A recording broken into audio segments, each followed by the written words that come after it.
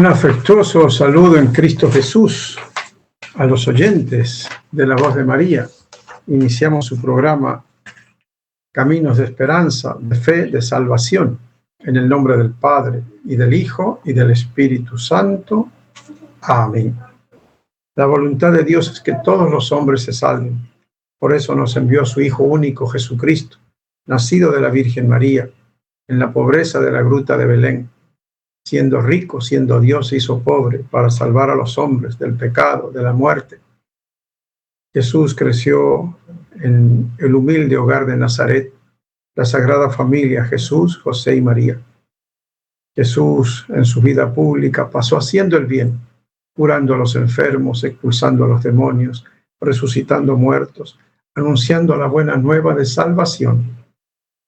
Y la prueba más grande de su amor es que obedeció al Padre hasta morir en la cruz, en un sacrificio expiatorio por los pecados de todos los hombres. Con su sangre nos limpió de nuestros pecados, pagó por nuestros pecados. De su costado, atravesado por la lanza, que llegó hasta su corazón, brotó la sangre y el agua. La sangre que nos purifica de los pecados y nos da la vida eterna, la alianza con su sangre, y el agua y el Espíritu, que nos renueva para vivir como hijos amados de Dios, en gracia de Dios, en la Santa Iglesia Católica. La voluntad de Dios es que todos los hombres se salven y que escuchen a su Hijo. Este es mi Hijo amado, escúchenlo. Por eso es importante iniciar el programa siempre escuchando a la palabra de Dios.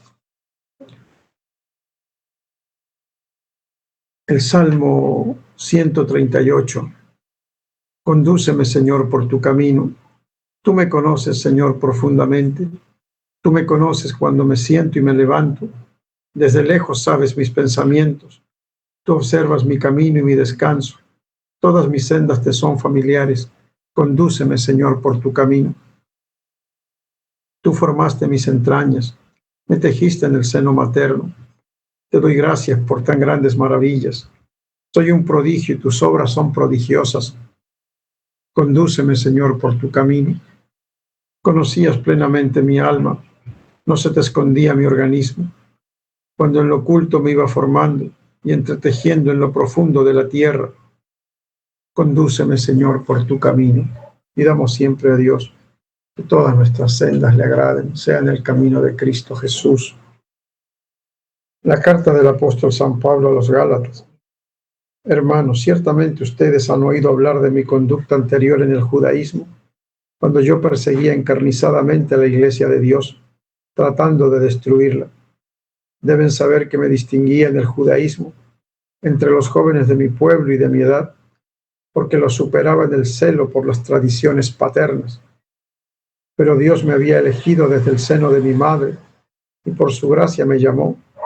Un día quiso revelarme a su Hijo para que yo lo anunciara entre los paganos. Inmediatamente, sin solicitar ningún consejo humano y sin ir siquiera a Jerusalén para ver a los apóstoles anteriores a mí, me trasladé a Arabia y después regresé a Damasco. Al cabo de 3 años, fui a Jerusalén para ver a Pedro y estuve con él 15 días. No vi a ningún otro de los apóstoles, excepto Santiago, el pariente del Señor, y Dios es testigo de que no miento en lo que les escribo. Después me fui a las regiones de Siria y de Cilicia, de manera que las comunidades cristianas de Judea no me conocían personalmente. Lo único que habían oído decir de mí era: el que antes nos perseguía, ahora va predicando la fe, que en otro tiempo quería destruir, y glorificaban a Dios por mi causa. Palabra de Dios, te alabamos, Señor, de perseguidor de la iglesia, anunciador de Cristo en la iglesia y en el mundo. Grande conversión la de San Pablo, se dirigió especialmente a los gentiles, anunciando la buena nueva. Antes perseguía a la iglesia, ahora fundó muchísimas iglesias con la gracia de Dios. Intercede por nosotros, San Pablo, para que trabajemos por Cristo Jesús y con la gracia de Dios demos abundante fruto de amor y de buenas obras. Aleluya, aleluya. Dichosos los que escuchan la palabra de Dios y la ponen en práctica, dice el Señor. Aleluya.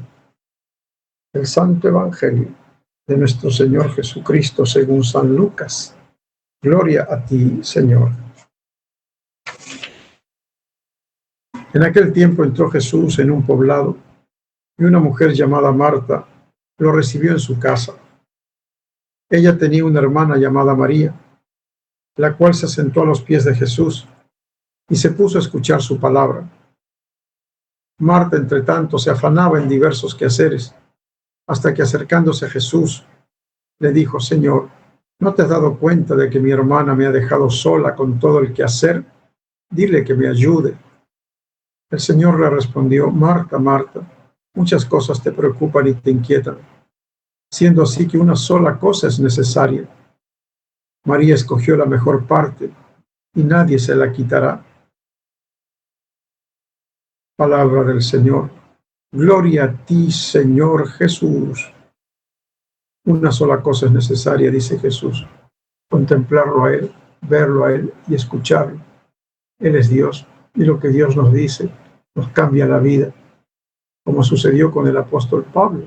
Jesucristo se le apareció a Pablo y le transformó la vida para bien de la iglesia y del mundo. Lo más importante es ver a Jesús, escuchar a Jesús.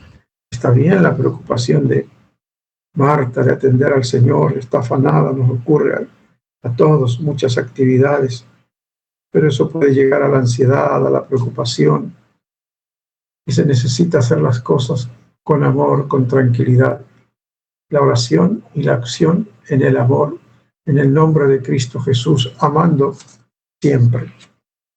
Siguiendo el pan de la palabra de la editorial San Pablo, Marta lo recibió en su casa, María escogió la mejor parte.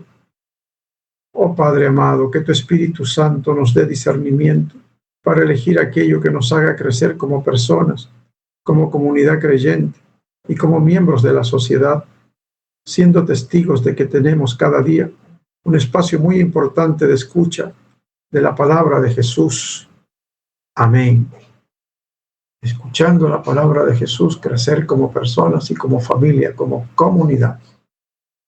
Por eso, en la Iglesia Católica, los párrocos, además de la Santa Misa, además de prepararse a los chicos para la primera comunión, para la confirmación, por lo general hay cursos de Biblia. El sacerdote, una vez por semana, por ejemplo, cita a los fieles que quieran aprender más de la Biblia, de manera que no solo se escucha la palabra del Señor en la misa, sino también en cursos de Biblia se ahonda más sobre la maravillosa palabra del Señor. Bien. Jesús y sus discípulos están de camino hacia Jerusalén y visita a dos hermanas, Marta y María, y su hermano Lázaro. Cada una de ellas le ofrecerá una forma distinta de hospitalidad, y aunque ambas formas son necesarias para el bien del huésped, Jesús afirma que una de las dos está asumiendo la postura correcta y la otra no. No basta con recibirlo en la casa al Señor, hay que acoger su persona y su mensaje. Marta se caracteriza por el movimiento excesivo, característica que se señaló ayer con el texto del samaritano prójimo, pero que no debe conducir a la angustia ni a la ansiedad. Dos verbos la describen. El primer verbo griego usado es traducido por ansiosa. Marta estaba ansiosa, lo que da a entender que cosas existenciales incautan y preocupan su corazón. El segundo verbo expresa que ella ha caído en preocupación, angustia, perturbación, confusión, inquietud, debido a estar ocupada en muchas cosas para servir al Señor y a sus discípulos.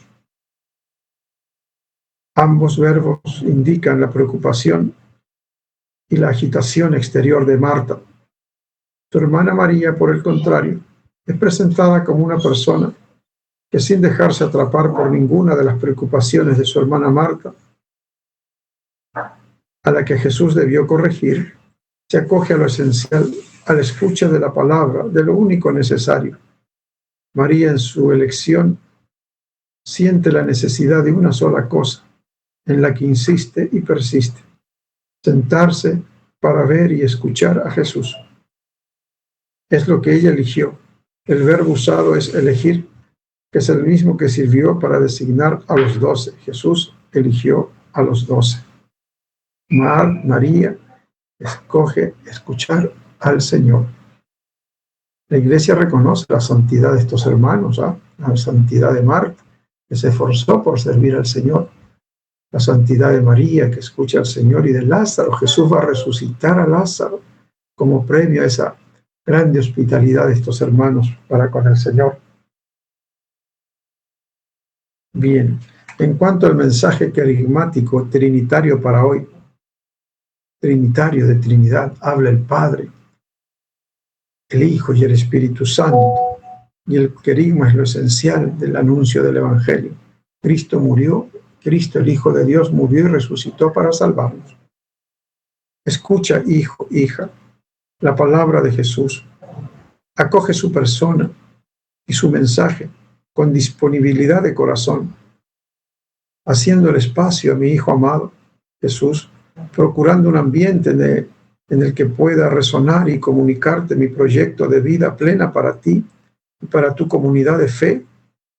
Yo, tu Padre, en la persona de mi Hijo, de Jesús de Nazaret, te he dirigido una palabra que tiene el poder de liberarte de tus angustias y preocupaciones, de instalarte en otro sitio, desde el cual cómodamente sentado puedas atender a Jesús de forma permanente. Escucha la voz del Espíritu Santo, que te revelará el poder transformador de la palabra comunicada por Jesús. Detente junto a Él, permanece en su compañía, ábrete a su misterio, acoge con tu persona. Entonces todo tendrá un nuevo sentido y tendrás mucho que proclamar a todos. Escucha, mi Hijo amado Jesús. Reflexión: ¿qué hacer para crear un espacio de silencio, de acogida y de escucha a la palabra de Jesús? Estaba viendo el otro día un programa sobre los cartujos y San Bruno, que los fundó. Buscaba siempre el silencio para escuchar a Dios, para orar a Dios. Y su comunidad es una de las más austeras, silencio completo, y que dedican 1 hora de oración juntos. A la medianoche se levantan para alabar al Señor, luego a las 5:30 de la mañana otra hora, al mediodía y al atardecer. 4 horas de oración y alabanza, y el resto, estudio y trabajo, estudio y trabajo. Extraordinario, ¿no? Cómo han logrado los monjes equilibrar bien la oración, el estudio, el trabajo, el descanso, ¿no? Lo contrario de nuestra vida agitada, inquieta, ¿no? Que nos afecta a la salud también. ¿Cómo hacer? ¿Qué hacer para crear un espacio de silencio, de acogida y de escucha a la palabra de Jesús? Hay muchos fieles, bueno, no muchos en realidad, porque es algo especial, que madrugan para rezar el rosario, para escuchar la oración de laudes, seguir la Santa Misa, por ejemplo, en la voz de María, ¿no? Extraordinario, ¿no? Hace poco una señora mayorcita me decía, bueno, la verdad es que yo procuro rezar el Ángelus en la mañana, al mediodía y en la tarde. Y me pareció extraordinario, pero después añadió algo más. Rezo 2 a 3 rosarios al día, ¿no? Yo me quedé boquiabierto, ¿no? Y me dice, tenemos que ir buscando ya. Ir a la casa del Padre, me decía, ¿no? Ir a la casa del Padre, ¿no? Ella sí se prepara, ¿no? Va a la Santa Misa, el jueves a la hora de adoración al Santísimo, y cada día reza el Ángelus, amanecer, mediodía y anochecer, y reza de 2 a 3 rosarios diarios. Entonces ella sí tiene un estilo de piedad, de oración. Dice, así me preparo para ir a la casa del Padre. Admirable, una sencilla mujer fiel, laica. ¿Cómo silenciar tanto ruido y detener tanto movimiento que impide la escucha de la palabra? Desde que salimos, ¿no? El tumulto, los carros, los buses, el trabajo, la inquietud, los pequeñitos los hacen ir temprano a la escuela. Digo, pobrecitos, deberían dormir más, ¿no? Debería una ley que proteja a los pequeños, ¿no? Me preocupa que tan tempranitos, cargando una mochila, a veces los chiquitines a la escuela, ¿no? Otros dirán, no, esa es una manera de educarlos desde ya en la disciplina, el esfuerzo. Bueno, pueden tener razón, pero a veces creo que necesitamos un poquito más de espacio, de tranquilidad, hacer las cosas con calma. ¿Quiénes necesitan una palabra que dé sentido a su vida afectada por el activismo diario? Yo creo que en esta sociedad todos necesitamos escuchar la palabra de Jesús.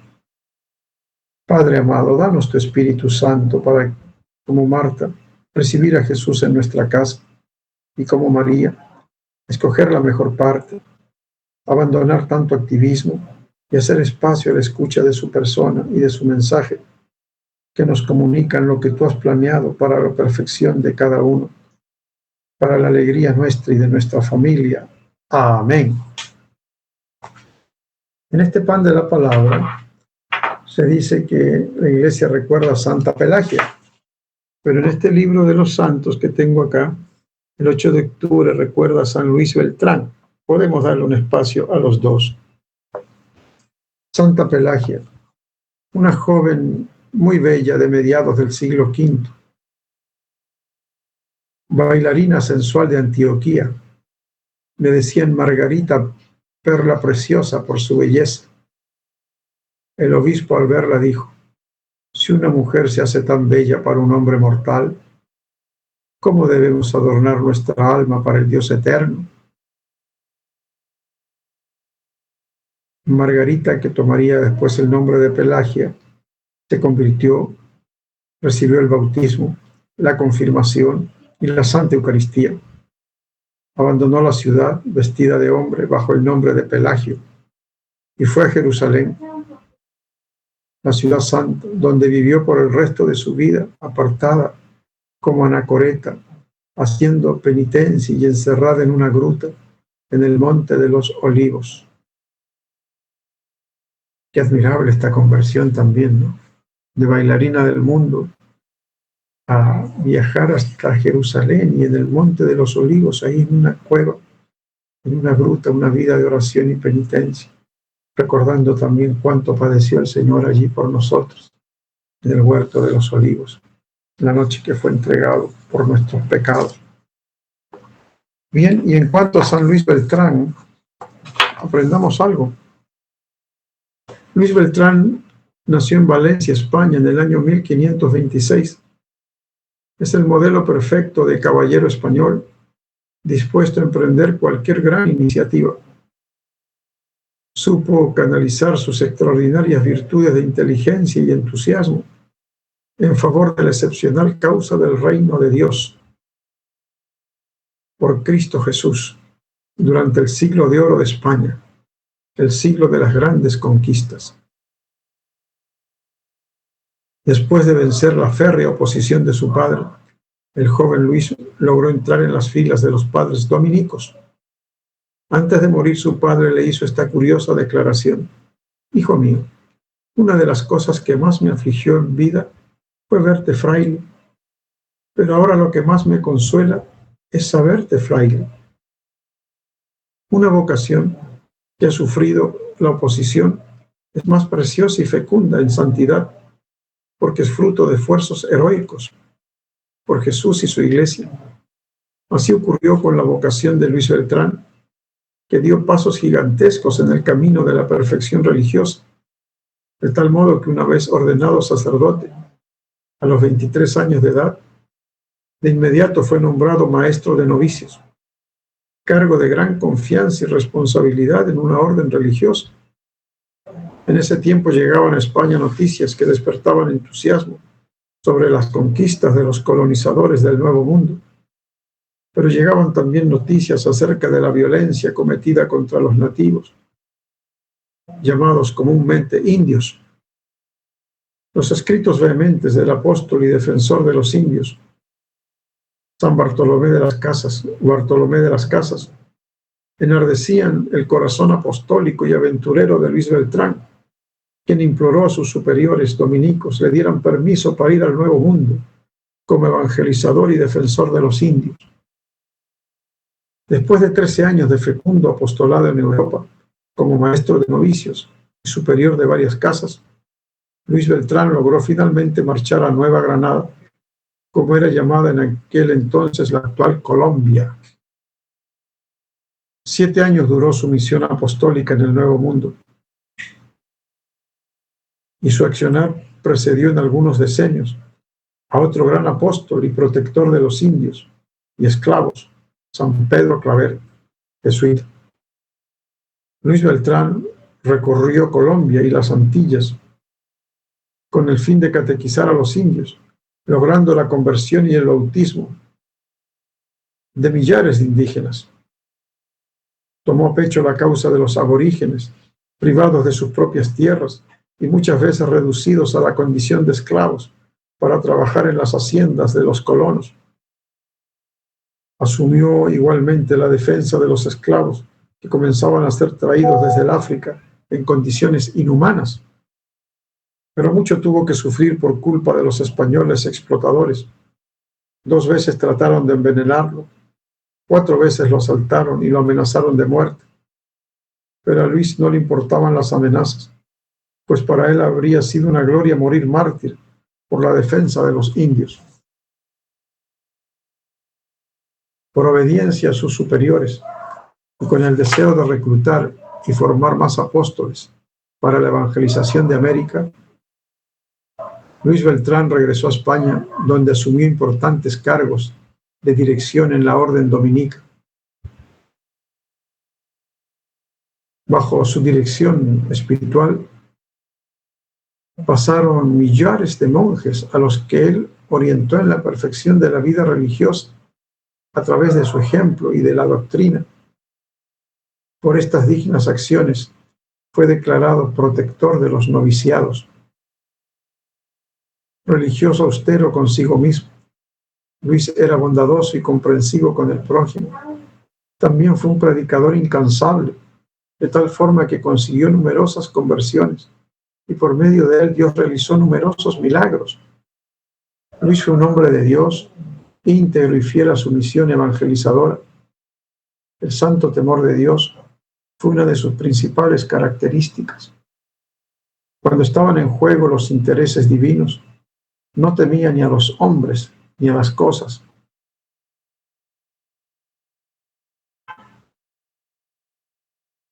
Falleció en Valencia el día 9 de octubre de 1581, a los 56 años de edad. 25 años después, la Iglesia lo declaró bienaventurado, proponiéndolo para la veneración de los fieles. San Luis Beltrán, santo dominico, evangelizador, ruega por nosotros. Bien, tenemos la alegría de que nuestro arzobispo, Monseñor Luis Gerardo, ha sido creado cardenal por el Papa Francisco. Es decir, ahora va a colaborar con el Papa en el gobierno de la Iglesia universal. Esto es una alegría para la Iglesia guayaquileña, la Iglesia ecuatoriana. Sinceras felicitaciones a Monseñor Luis, que se caracteriza por su sencillez, su bondad, su claridad cuando explica la palabra de Dios, y siempre disponible, ¿no? Presente. ¿Cuántas veces lo llaman de las distintas parroquias para celebrar la fiesta parroquial y ahí está presente? Y toda la carga que significa también para un obispo llevar acá adelante una diócesis, ¿no? Con la falta de sacerdotes, los problemas que se dan. También participó mucho en procurar la paz cuando había un levantamiento indígena, recuerdo, ¿no? Y así ha colaborado también en esta sinodalidad que propone el Papa Francisco, ¿no? La participación de muchos, escuchar a muchos. Y así se está acercando más al Papa Francisco, esta misión que le da como cardenal, o sea, un obispo amigo, consejero cercano al Papa. Cuando sea necesario y haya que elegir Papa, allí estará, pues. Seguramente nuestro querido cardenal ahora, Monseñor Luis. Felicitaciones y alegría para la Iglesia ecuatoriana y universal. Bien, siguiendo con el tema de la insuficiencia cardíaca, se utilizan mucho los diuréticos, porque el paciente a veces está hinchadito, ¿no? Tiene líquidos en los pulmones, en las piernas, ¿no? Entre los diuréticos tenemos diuréticos tiacídicos, diuréticos de asa, ahí está la famosa furosemida. Tenemos los antagonistas de la aldosterona, por ejemplo la epleronona. Tenemos también la espironolactona, ¿no? Bien, la espironolactona, dosis de 12.5 a 25 miligramos diarios, como dosis inicial, de 12.5 a 25. Y ya una dosis objetivo es llegar a 25 miligramos diarios, aunque algunos dicen que más se puede subir todavía la espironolactona, ¿no? Y la epleronona, 25 miligramos diarios y se puede llegar a 50 miligramos diarios. Bien, entonces, hablando un poquito de estos diuréticos, sabemos que el principal es la furosemida, ¿no? Por tanto, bien hace a los pacientes con insuficiencia cardíaca cuando lo necesitan, ¿no? Bien. Esto es lo que se llaman los diuréticos de asa, que incluyen porque actúan en una parte del riñón, que es el asa, ¿no? Hay una unidad funcional en los riñones, ¿no? El glomérulo, los túbulos contorneados, el asa de Henle, etc. Entonces, de acuerdo al lugar que trabaja ahí en el riñón, en el asa, los diuréticos de asa. Tenemos la furosemida, torasemida, bumetanida y ácido etacrínico. Aunque más se utiliza furosemida, realmente hay 4 miembros de la familia de los diuréticos de asa. Se deben usar en pacientes que necesitan una diuresis importante y en los que muestran una considerable reducción de la función renal. Entonces, no utilizar en todos los casos, ¿no? Si realmente necesita una diuresis importante, sacar líquido que ha retenido, ¿no? Y si está reducida la función renal, solo en esos casos. La furosemida reduce la precarga de forma aguda al producir una venodilatación directa cuando se administra por vía intravenosa, lo que la convierte en un tratamiento útil de la insuficiencia cardíaca grave o del edema agudo de pulmón. Si un paciente tiene insuficiencia cardíaca grave o edema agudo de pulmón por acumulación de líquido en el pulmón, furosemida intravenosa. El uso de diuréticos de asa se puede complicar por la aparición de hiperuricemia, o sea, elevar el ácido úrico, hipocalcemia, bajar el calcio, ototoxicidad, afectar el oído, exantema, o sea, una erupción en la piel, vasculitis. La furosemida, la torasemida y la bumetanida son derivados de las sulfas y en varias ocasiones pueden producir reacciones farmacológicas en pacientes sensibles a estos compuestos. En estos pacientes que son alérgicos, sensibles a la furosemida y a las sulfas, se puede emplear el ácido etacrínico. La equivalencia de dosis de diuréticos de asa es de aproximadamente 50 miligramos de ácido etacrínico, equivale a 40 miligramos de furosemida, a 20 miligramos de torasemida y a 1 miligramo de bumetanida. La torasemida y la bumetanida tienen una biodisponibilidad por vía oral mayor al 80%, en comparación con la biodisponibilidad de aproximadamente el 50% de la furosemida. O sea, la torasemida y la bumetanida se aprovechan mejor por vía oral. En pacientes que requieren un aumento de la dosis de furosemida, hay que plantearse el cambio a torasemida o bumetanida, porque se absorbe mejor, una mayor biodisponibilidad oral. Interesante, ¿no?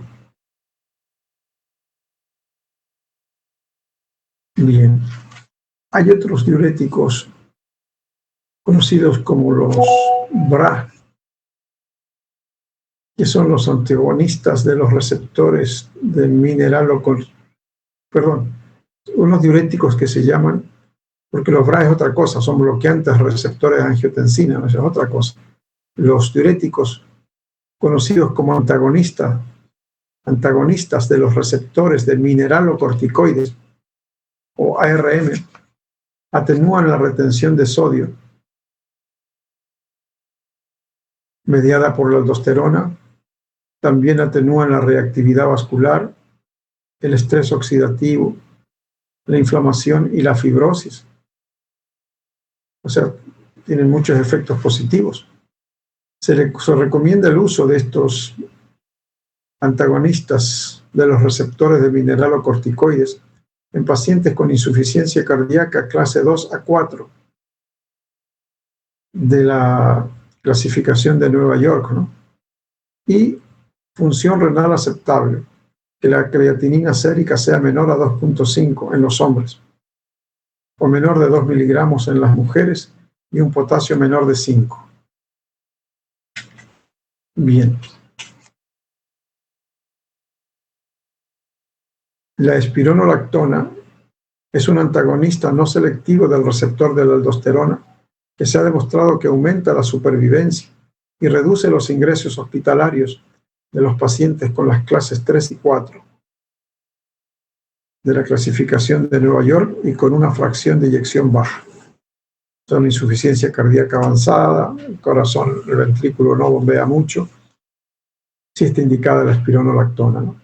Y la epleronona es un antagonista más selectivo del receptor de la aldosterona, sin los efectos secundarios estrogénicos de la espironolactona. Es que con la espironolactona a veces puede haber aumento de las mamas y este aumento puede ser doloroso, lo que no sucede con la epleronona. Ha demostrado su eficacia en pacientes con insuficiencia cardíaca tras un infarto de miocardio y en pacientes con insuficiencia cardíaca con menos síntomas. Clase 2 de la New York Heart Association, con fracción de eyección reducida.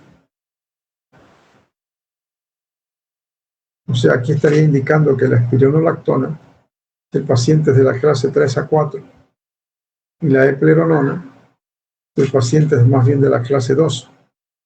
Con el uso de estos fármacos existe riesgo de provocar una hiperpotasemia potencialmente mortal. Tras empezar el tratamiento, conviene controlar el potasio sérico de forma rigurosa. El riesgo de hiperpotasemia aumenta cuando se usan de forma simultánea con inhibidores de la enzima convertidora de angiotensina y con antiinflamatorios no esteroides, y aumenta también el riesgo de hiperpotasemia en presencia de insuficiencia renal. Puede aparecer ginecomastia en el 10 a 20% de los hombres tratados con espironolactona, el aumento de las mamas. En estos casos se debe utilizar la epleronona. Bien. Otros fármacos que se utilizan en la insuficiencia cardíaca y que son importantes son los beta bloqueantes o antagonistas del receptor adrenérgico beta. Los bloqueantes beta son un elemento esencial en el tratamiento de la insuficiencia cardíaca y actúan bloqueando los efectos de la estimulación adrenérgica crónica sobre el corazón. Muchos ensayos de amplia muestra han documentado los efectos beneficiosos de los beta bloqueantes sobre el estado funcional, la progresión de la enfermedad y la supervivencia en pacientes con síntomas de clase 2 a 4. Lo habitual es que se necesiten de 2 a 3 meses de tratamiento para observar los efectos significativos sobre la función del ventrículo izquierdo, pero la reducción de las arritmias cardíacas y de la incidencia de muerte súbita cardíaca se pueden observar mucho antes. La administración de beta bloqueantes debe iniciarse con dosis bajas y hay que ajustar estas prestando atención a la presión arterial y a la frecuencia cardíaca. Claro, porque pueden bajar la presión y pueden bajar también la frecuencia cardíaca. En algunos pacientes se puede producir una retención de volumen con empeoramiento de los síntomas de la insuficiencia cardíaca que suelen responder a incrementos transitorios del tratamiento diurético en beneficio de los beta bloqueantes. El beneficio de estos beta bloqueantes sobre la superficie, sobre la supervivencia, es proporcional a la reducción de la frecuencia cardíaca y a la dosis alcanzada. O sea, mientras más reduzca la frecuencia cardíaca, tiene mejor efecto, mejor supervivencia. Bien. Los beta bloqueantes tienen propiedades únicas y los efectos beneficiosos de estos fármacos no son un efecto de clase, o sea, no deben utilizarse todos, sino los que se ha demostrado, ¿no?, su efecto, ¿no? Por lo tanto, se debe emplear uno de los 3 beta bloqueantes con beneficio demostrado sobre la mortalidad, ¿no? Bien, entonces, repasando un poco, los diuréticos de asa como la furosemida se utilizan cuando hay sobrecarga de líquidos. Y si los síntomas persisten, hay que aumentar la dosis hasta un tratamiento máximo, ¿no? Es importante, ¿no? Bien, y si hay un ritmo sinusal normal, puede a veces ser necesario utilizar la digoxina.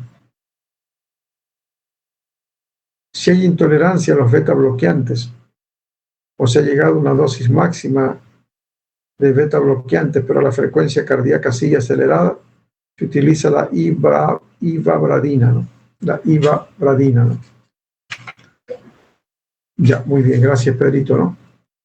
Bueno, otro fármaco muy útil es el inhibidor del receptor de angiotensina-neprilicina, el sacubitrilo valsartán.